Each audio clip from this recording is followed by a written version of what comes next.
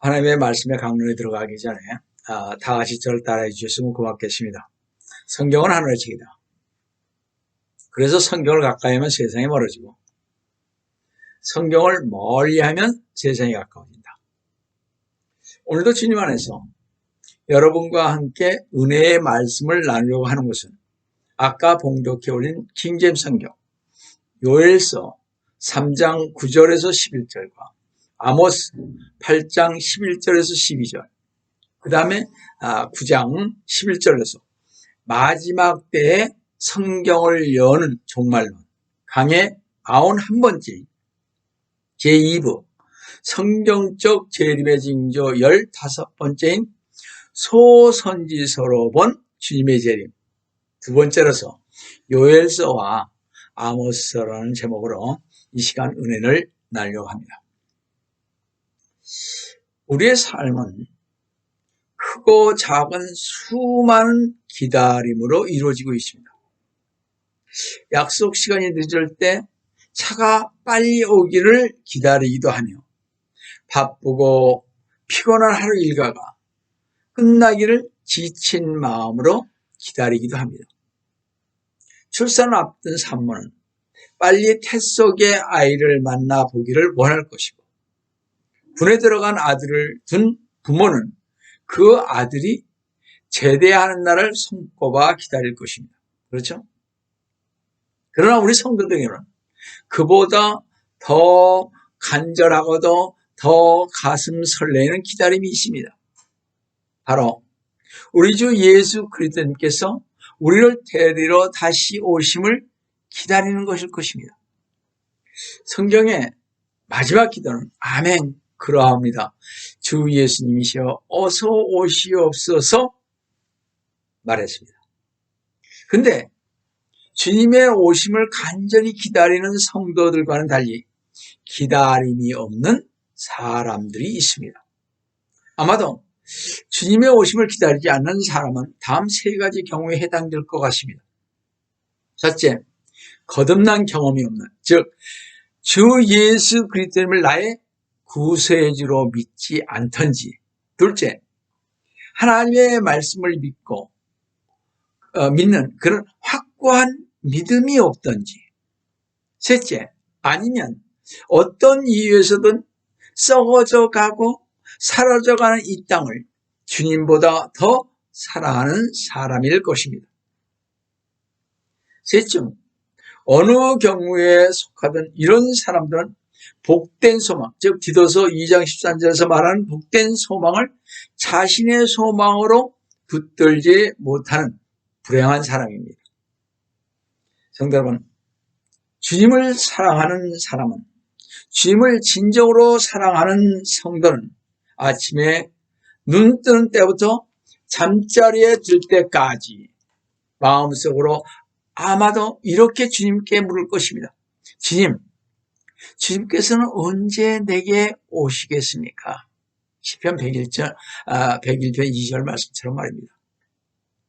성도들이 그토록 간절히 정말 주 예수 그리스도께서 다시 오시는 날을 기다린 이유가 무엇입니까? 우리 몸이 구속을 받았기 때문에 그렇습니다. 로마서 8장 23절 말씀처럼 주 예수 그리스도님께서 우리를 공중으로 불러내시는 그날 우리는 매 순간 우리를 죄로 끌어내리는 이 육신을 벗어버리고 다시는 죄를 짓지 않은 완전한 몸, 썩지 아니할 몸을 입고 영원히 살 것입니다. 이 생각하면 가슴이 두근거리죠. 그죠? 고린도전서 15장 53절에 그리하여 이 썩을 몸이 반드시 썩지 아니할 몸을 입고 이 죽을 몸이 반드시 죽지 아니할 몸을 입으리라. 성도 여러분, 주 예수 그리스도님께서 부활하신 후 몸과 똑같은 몸을 입는 날을 우리는 기다리고 있습니다. 그리고 주 예수 그리스도님께서 오실 때 우리는 이 땅에서 주님을 열심히 섬긴 대가로 상을 받게 될 것입니다. 요한계시록 22장 12절에 보시면 보라 내가 속히 오리니 내가 내가 줄 상이 내게 있어 각 사람에게 그의 행위를 따라 주리라 했으며, 또한 어마어마한 일이 있는데요. 요한계시록 19장 7절에 보시면 기뻐하고 즐거워하며 그분께 종기를 돌리세. 이는 어린 양의 혼인식이 다가왔고 그의 아내도 자신을 예비하였음이라. 이렇게 신랑이신 주님과 혼인식을 치를 것이고 우리가 유업으로 받을 새 예루살렘 성의 선 금으로 된 길을 걷게 될 것입니다. 그뿐만 아니라 주님께서는 주님의 나타나심을 사모하는 성도들에게 의의 면류관을 약속하셨습니다. 그러나 우리가 주님께서 다시 오시기를 고대하는 진짜 이유는 무엇보다도 베드로전서 1장 8절에 주님을 보지 못하였으나 사랑하며 지금도 그를 보지 못하나 믿고 있으므로 주님을 직접 만나보기를 간절히 바라기 때문입니다. 우리가 지금 그렇게 기다리고 있잖아요. 주님을 주님의 나라, 그 하나님 나라 가서 좀 뵙고 싶잖아요. 그런 마음의 갈급함이 있지 않습니까? 자, 나를 사랑하시오. 나를 위해 자신을 십자가에 내어주신 주님. 주님의 핏값으로 나를 구속하시고 나에게 길과 진리와 생명이 되어주신 주님. 나의 능력이요, 기쁨이요, 반석이요, 나의 모든 것이 되신 주님. 그 주님을 만나보기를 원합니다. 우리의 신랑 되실 주님께서 우리가 주님을 만나기 원하는 것보다 더 신부인 우리를 만나기 위하기 때문에 우리는 주님의 오심을 기다리는 것입니다. 지금의 우리 성도들뿐만 아니라 모든 선지자들의 외침은 메시아이신 주 예수 그리스도님께서 다시 오심을 기다린다는 것입니다.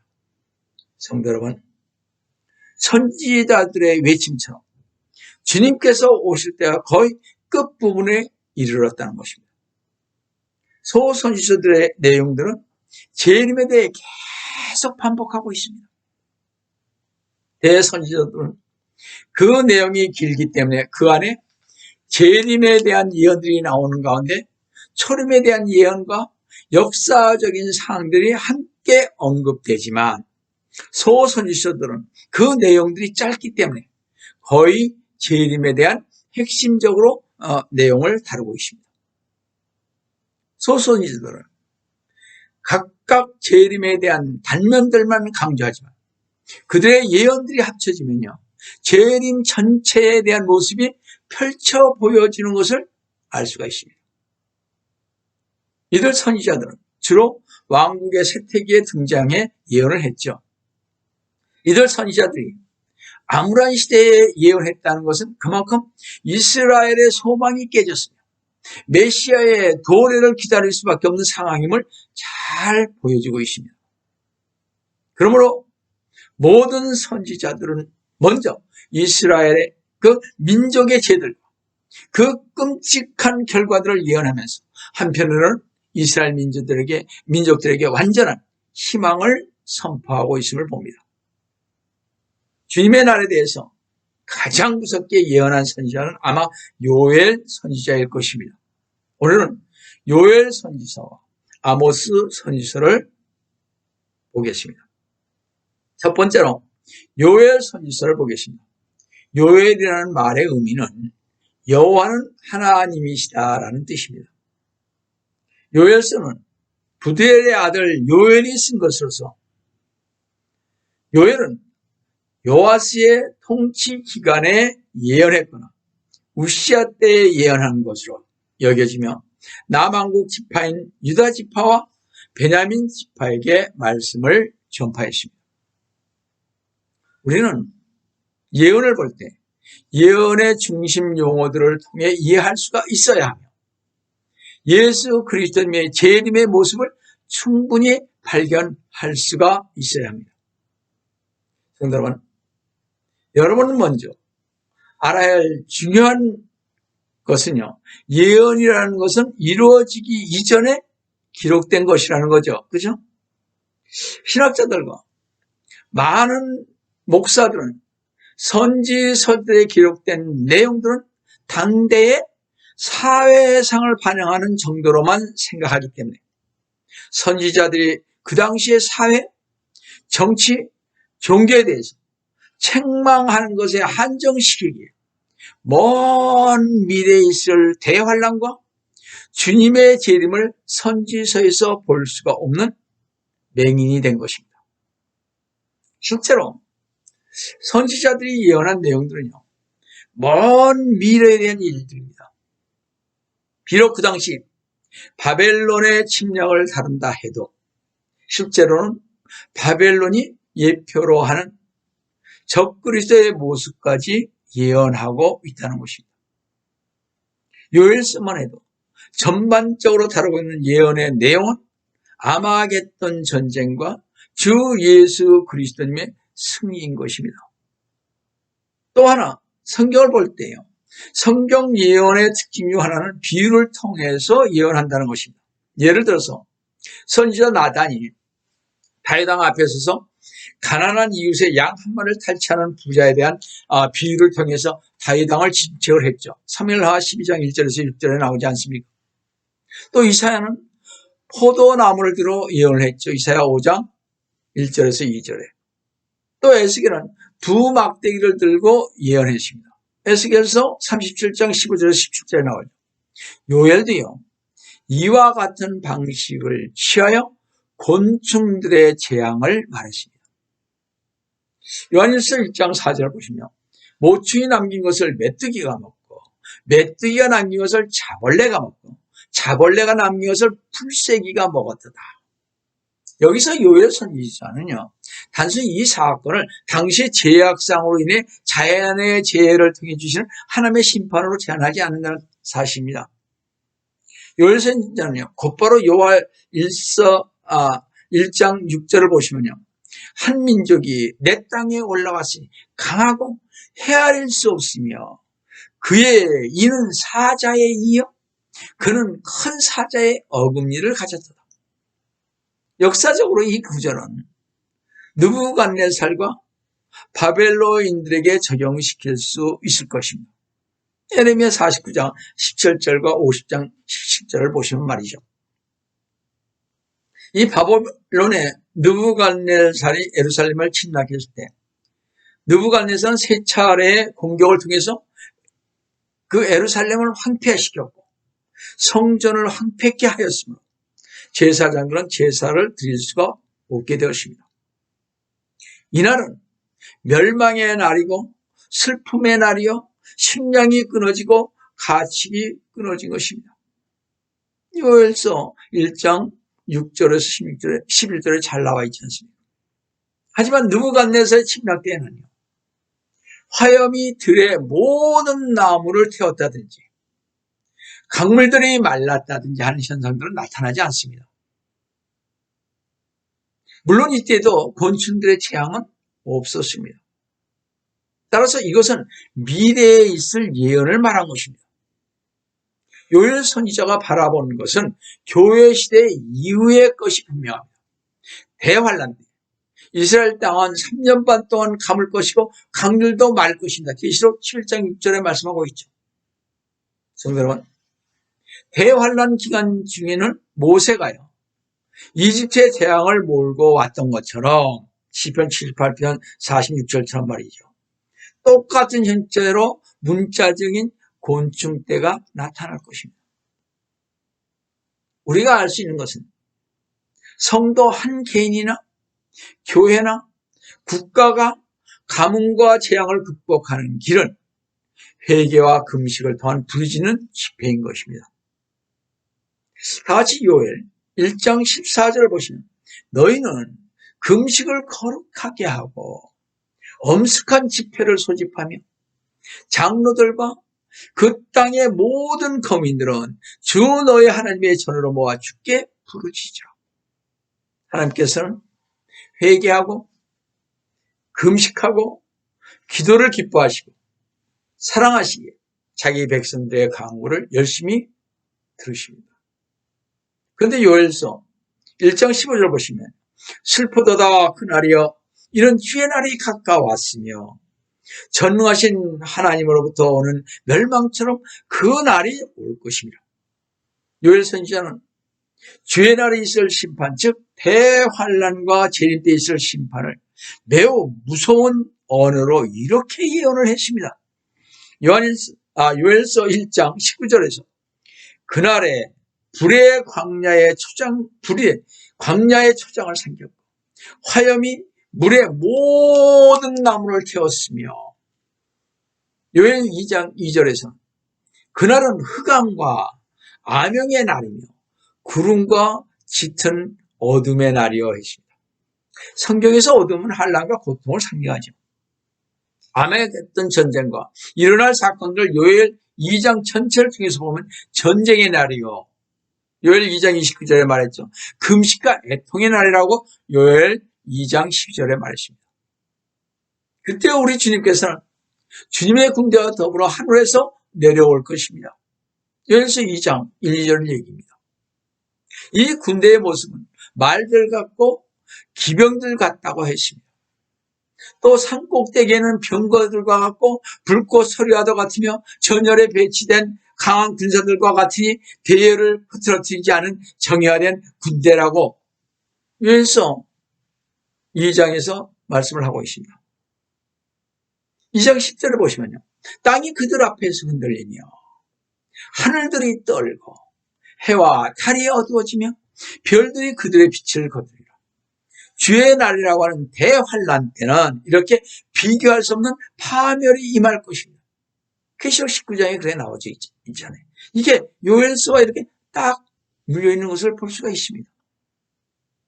그런데 정예화된 이 군대는 초자연적인 군대이며 우리 주님께서 재림하실 때 주님의 뒤를 따라 내려오는 군대인 것입니다. 요엘 2장 11절을 보시면요. 주께서 그의 군대 앞에서 그의 음성을 발하시니라고 말하심으로써 이 군대가 주님의 군대임을 밝히고 있을 바이라. 그 군대의 맨 앞에 누가 주님이 계신다는 거 말하고 있습니다. 우리는 여기서 이 군대가 말들과 같다는 것을 통해서 우리는 요한계시록 19장 14절의 말씀을 깨닫게 됩니다. 또 하늘에 있는 군대들이 희고 정결한 세마포를 입고 흰 말들을 타고 그를 따르더라 했습니다. 이 군대가 도두처럼이라고 말한 것은 2장 9절에 요엘서요. 주님께서 도두처럼 다시 오시겠다고 말씀하신 것이 연상되지 않습니까? 그렇죠? 성도 여러분, 교회는 대환란 이전에 휴거돼요. 하늘에 있다가 대환란이 끝날 때 재림하시는 그 주님의 뒤를 따라 내려올 것입니다. 그래서 이 군대는 그리스도님의 몸인 교회의 영광스러운 미래의 모습인 것입니다. 성도 여러분, 아마겟돈 전쟁은 이방인들과 악인들에게는 심판의 날이겠지만 하나님의 백성에게는 구원의 약속의 날입니다. 하나님께서는 이방인들을 심판하기 위해서는 아마겟돈 전쟁을 반드시 일으키실 것입니다. 하나님께서는 이방인들을 여호사밧 골짜기 아래로 모실 것이라고 요엘서 3장 2절에서 이렇게 말씀하셨습니다. 내가 또한 모든 민족들을 모아 그들을 여호사밧 골짜기 아래로 데려와서 여호사밧이라는 뜻은 여호와가 심판하셨다는 말이기에 모든 민족들을 여호와 하나님께서 심판하시겠다는 말입니다. 이 전쟁은 순차적으로는 마귀가 세상의 나라들을 모아서 하나님과 하나님의 백성을 대적하기 위해 모인 전쟁이지만 더 근본적으로 볼 때는 하나님께서 그들을 모이도록 선포한 것을 알 수가 있습니다. 요엘서 3장 9절에서 11절을 보시면요. 너희는 이것을 이방인들 가운데 선포하라. 전쟁을 예비하며 용사들을 깨우고 모든 전사들로 가까이 오게 하며 그들로 올라오게 하라. 너의 모습을 쳐서 칼을 만들고 너의 낯을 쳐서 창을 만들라 했습니다. 이사야 2장 4절에서는 어떻게 했어요? 칼을 쳐서 보습을 만들죠. 창을 쳐서 낯을 만들라고 했어요. 지금 여기서는 정반대의 말씀으로 되어 있는 것으로 봐. 빈정되시는 하나님을 볼 수가 있습니다. 그렇죠? 7절에 너희 모든 이방인들아 모여라. 모여서 오라. 다 함께 주위에 모이라. 즉 세상 모든 나라들아 다 모여서 나에게 덤벼봐라. 힘을 기르고 연합 전선을 펴서 몰려와 보라고 하신 그런 말씀입니다. 그리고 선지자 요엘은 오 주여 주의 용사들로 그곳으로 내려오게 하소서. 바로 주의 군대가 내려오게 해달라는 것입니다. 성도 여러분, 그래서 여호사밧 골짜기는 승리하시는 주님께서 심판하시는 자리입니다. 여호사밧 골짜기에서 심판받는 모습을 낫을 대어 포도를 거두어 포도즙을 받는 것으로 묘사를 했죠. 요엘서 3장 13절에. 이것은 명백한 거예요. 요한계시록 14장 18절 19절에서 땅의 포도를 거두시는 심판의 모습이며 이사야 63장 2절에서 3절에서 포도즙을 밟으시는 모습인 것입니다. 그래서 요엘 3장 14절에서 그것을 결단의 골짜기라고 부르는 것입니다. 그 후에는 천년왕국의 찬란한 복이 펼쳐질 것입니다. 천년왕국의 찬란한 해가 비춰지면서 하나님께서는 시온에 거하실 것이요 예루살렘은 거룩하게 될 것이라고 요엘서 3장 17절에 말하고 있지 않습니까? 그뿐만 아니라 요엘서 3장 18절에 그 땅은 풍요를 이룰 것이며 이스라엘을 대적했던 민족들은 벌을 받을 것이요 유다는 영원히 거할 것이요 예루살렘은 대대로 복을 받는 영원한 왕국의 복을 받을 것이라고 요엘서는 말하고 있습니다. 두 번째로 아모스 선지서를 보겠습니다. 호세아와 동시에 살았던 아모스는 호세아가 하나님의 사랑을 강조하였던 반면에 아모스는 하나님의 위엄과 타협할 줄 모르는 공의를 외쳤던 선지자였습니다. 아모스는 짐을 지우다라는 뜻으로 BC 782년에서 763년까지 예언했으며 북왕국 이스라엘의 10지파와 여로보암 2세 통치대에 예언을 한 선지자였습니다. 아모스 선지자는 원래 드고아라고 불리우는 유다의 목동이었으며 아모스는 뽕나무의 열매를 거두는 자였습니다.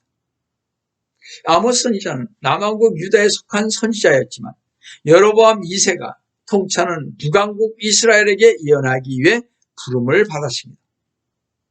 그래서인지 아모스 선지자는 유다에 대해서는 주의 법을 지키지 않는 것에 대해 책망을 했습니다. 아모스 2장 4절에서 5절을 보면 또 이스라엘에 대해서는요 공의가 사라진 것에 대한 책망을 또 바로 뒤에 아모스 2장 6절에서 8절에 말하고 있습니다.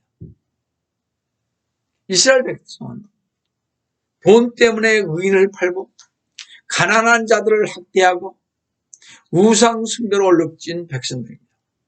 이런 아모스 예언을 자유주의자들은 사회 악에 대해 외치는 선지자로 알려져 있습니다. 예를 들어서 아모스 5장 24절 우리가 자주 듣는 설교에서 말씀이죠. 공의는 물같이 은은 큰 시내같이 흐를지라는 구절은 사회 정의를 위한 구절로 오인되기도 합니다. 확실히 아모스 선지자는요 사역을 통렬하게 비판했던 것은 사실입니다. 그래서 사회주의 신학자들과 목회자들은 이 사회의 무너진 정의를 바로 세우는 선지자의 모델로 삼고 있음을 봅니다. 아모스 선지자는 전혀 사회보험주의 선지자는 아닙니다. 아모스 선지자는 다른 선지자들과 마찬가지로 예언을 했던 예언자이지 사회복음과는 전혀 관련이 없는 것인데 몇 구절을 뽑아서 그렇게 얘기하니까 그렇게 알고 있는 거죠, 다들. 그러나 실질적으로 그렇지 않다는 것입니다. 하나님의 백성인 이스라엘 백성이 그러한 죄를 짓는 것을 노하신 것은 그들이 다름 아닌 하나님의 백성이었기 때문에 그렇습니다. 하나님께서는 자신의 백성이 그러한 죄를 범하는 이방 민족들과 구별되기를 원하셨습니다. 성도 여러분, 하나님께서 이스라엘의 조상들을 여호수아와 함께 가나안 땅으로 들려보내셨을 때 주님은 그들에게 이 땅에 살고 있는 모든 민족들을 멸하라고 명령했죠. 왜냐하면 하나님의 백성이 그 민족들의 죄악을 따르지 않도록 하기 위함이었습니다. 그래서 아모스 선지자는 이스라엘과 유다를 심판하기 전에 먼저 그 주변 국가들을 차례대로 심판한다고 예언했습니다.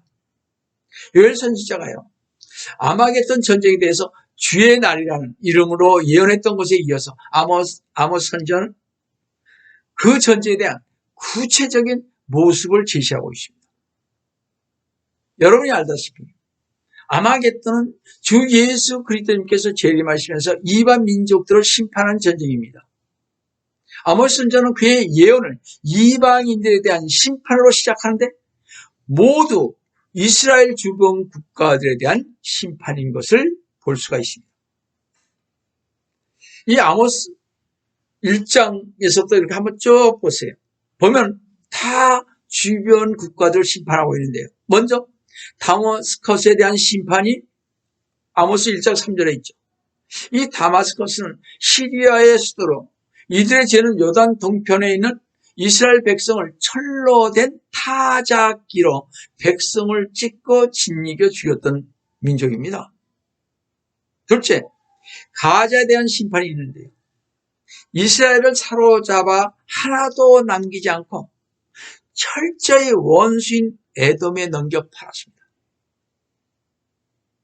셋째, 두로에 대한 심판인데요. 이 팔레스타인들이 이스라엘 백성을 포로로 잡아 에돔에게 주면 두로 즉 베니게인들은 헬라인에게 이스라엘 백성을 팔았습니다. 넷째, 에돔에 대한 심판으로서 출애굽부터 유다가 바벨론으로 사로잡혀가는 날까지 항상 이스라엘의 반대편에 섰던 백성이죠. 다섯째, 암몬에 대한 심판으로서는요. 암몬은 모압과 더불어 룻의 후손으로서 자기들의 영토를 넓히려고 이스라엘을 침략하면서 아이벤 여인들의 배를 가를 정도로 아주 잔인한 백성이었습니다. 여덟째, 모압에 대한 심판으로서 아모스서 2장 1절에 모압의 죄는 에돔 왕의 뼈들을 불살라 석회로 만든 것이었습니다. 이 모든 이스라엘 주변의 왕국들의 공통점은요, 그들이 하나님의 백성 이스라엘과 유다를 괴롭힌다는 것이었으며 그들의 심판을 모두 불러 보내는 것입니다. 한번 잘 읽어보세요. 아모스 1장부터 2장 초까지. 즉 주님께서 재림하셔서 그들을 치실 때 그들의 성읍들은 모두 불바다가 될 것입니다. 또 이들 왕국들의 또 하나의 공통점은 뭐야? 모두 지금의 아랍권이라는 것입니다. 다마스커스는 오늘날의 시리아이고요. 가자는 지금 팔레스타인의 자치정부고 두로는 레바논이고 에돔, 모압, 암몬은 요르단이죠. 세계의 여러 나라들이 이스라엘을 싫어하지만 특별히 아랍권은 이스라엘을 어떻게 더 싫어합니다. 이스라엘 주변에 몰려있는 아랍권은 과거 구약 성경 시대에도 바알의 이름으로 뭉쳐 이스라엘을 괴롭히더니 지금도 무함마드가 창시한 이슬람교인 그 알라의 이름으로 뭉쳐 이스라엘을 괴롭히고 있습니다. 그런데 하나님께서는 북왕국 이스라엘과 남왕국 유다의 심판도 처절할 것을 말씀하셨습니다. 남왕국 유다에 대해서 아모스 2장 4절에서 5절을 보시면요. 주가 이렇게 말하노라.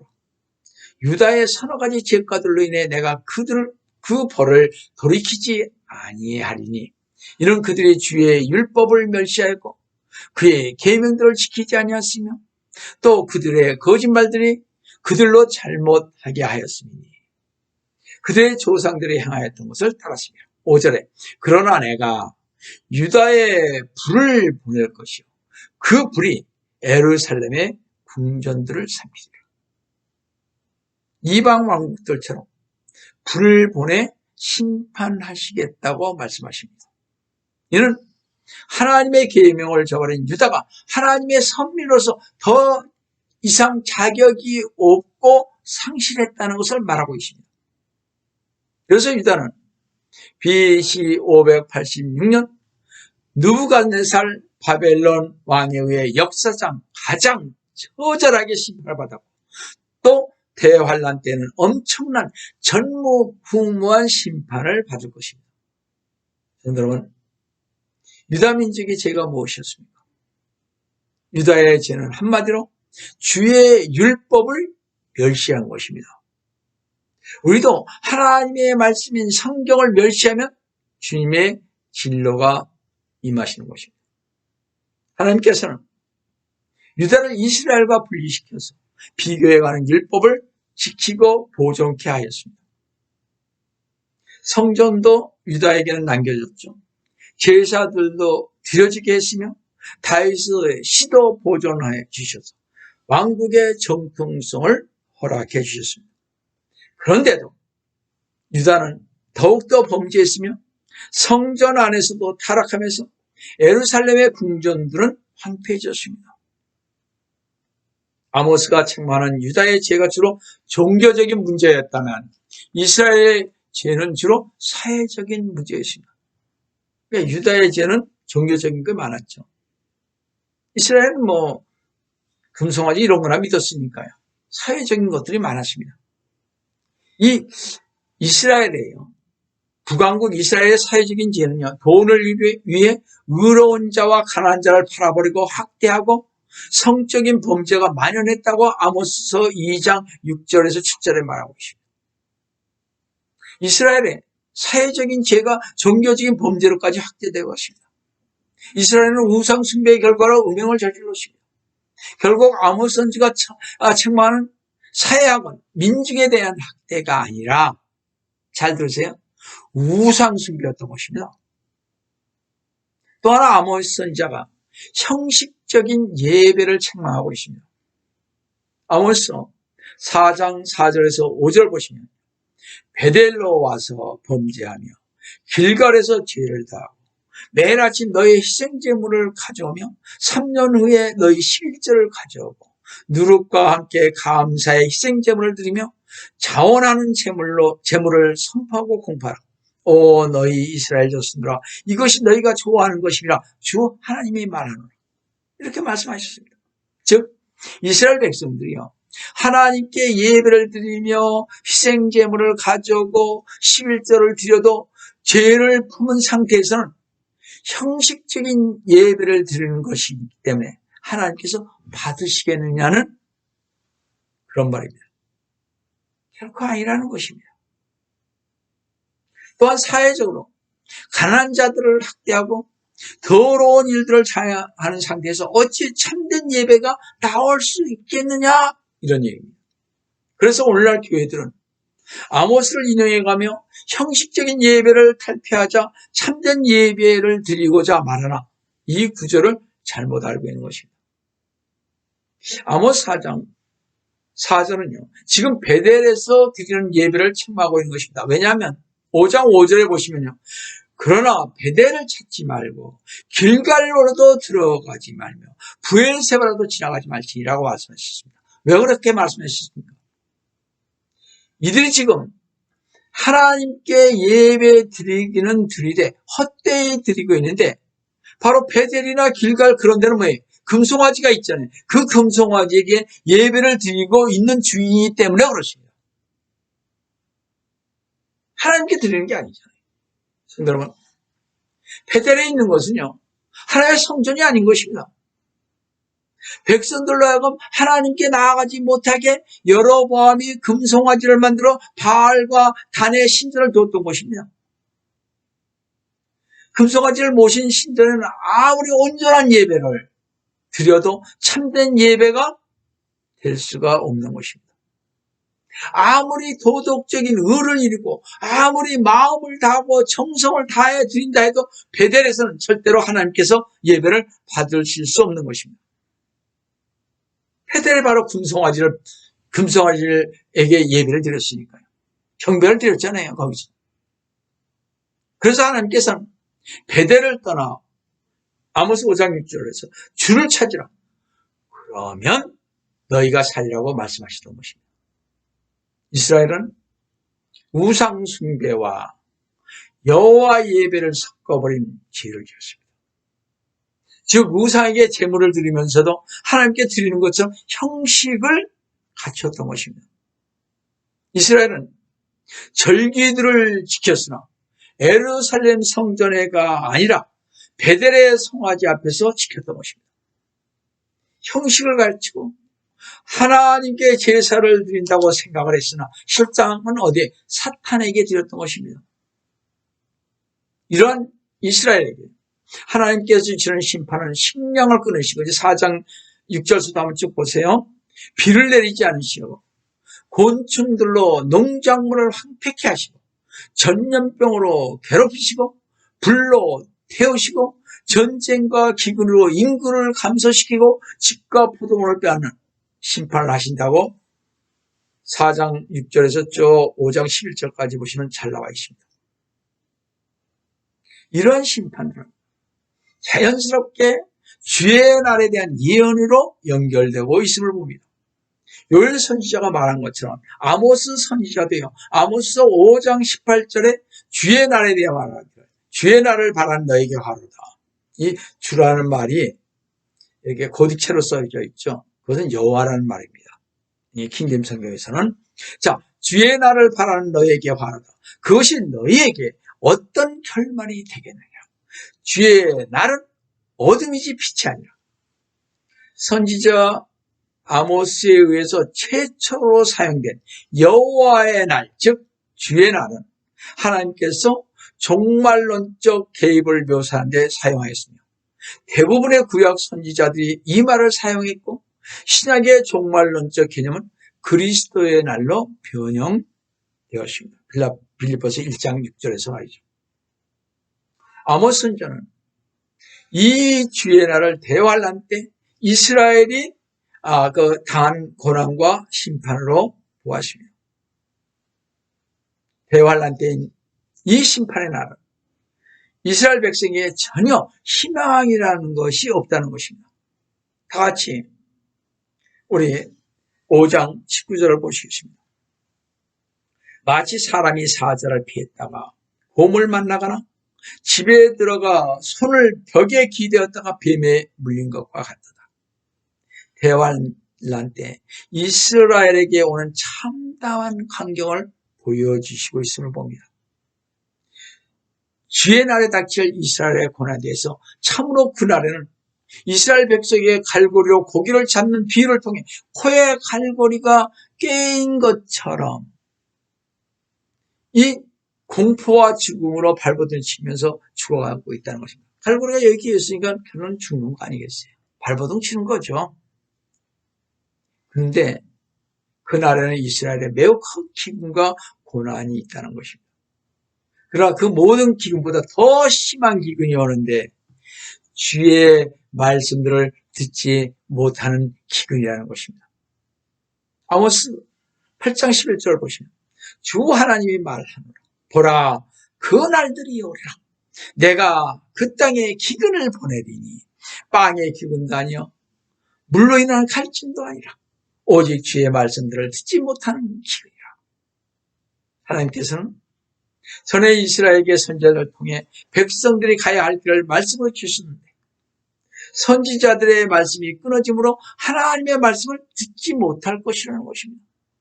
그래서 백성들은 하나님의 말씀이 없으므로 방황한다고 8장 12절에서 이렇게 말씀했습니다.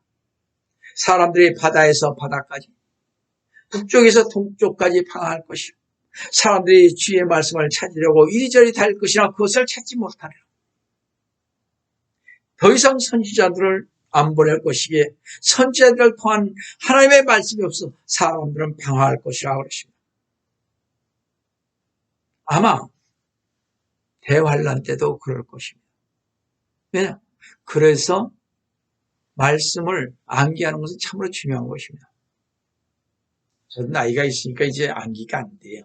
자꾸 잊어버려요. 그러나 여러분들 애우시기 바랍니다. 자, 보세요. 이 백성들의 우상을 섬김으로 더 이상 참되고 살아계신 하나님의 말씀을 들을 수 없다고 아모스 8장 13절에 14절에 말씀하고 있습니다. 근데 성도 여러분, 참으로 선지서들을 볼 때마다 선지서의 예언은 항상 이스라엘의 회복으로 끝난다는 것입니다. 유대의 회복으로 끝난다는 것입니다. 이스라엘 역사에 마지막 날인 천년왕국 때 하나님은 쓰러진 장막을 다시 폐허가 된 천막을 다시 세우겠다고 하셨습니다. 성도 여러분, 이스라엘 역사의 정점에서 성취될 즉 천년왕국에서의 아모스의 놀라운 예언을 한번 보시겠습니다. 다시 9장 11절, 아모스 9장 11절입니다. 그날에 내가 무너진 다윗의 창막을 일으키고 그 틈을 막으리라. 또 내가 그의 회망을 일으켜 옛날처럼 세우리니. 지금 아모스 선지자는 다윗의 장막 즉 다윗의 왕조를 세우겠다는 것입니다. 다윗의 왕국이 회복될 때 이스라엘은 에돔을 또 차지할 것이요 이방인들도 그 왕국의 빛 아래 들어온다는 것입니다. 그뿐만 아니라 그 땅이 풍성한 결실을 맺을 것이요 폐허된 섬이 재건될 것이며 더 이상 포로됨이 없이 이방 나라를 전전함이 없이 영원히 정착할 것이라고 아모스 9장 11절에서 14절까지 말씀을 예언하고 있습니다.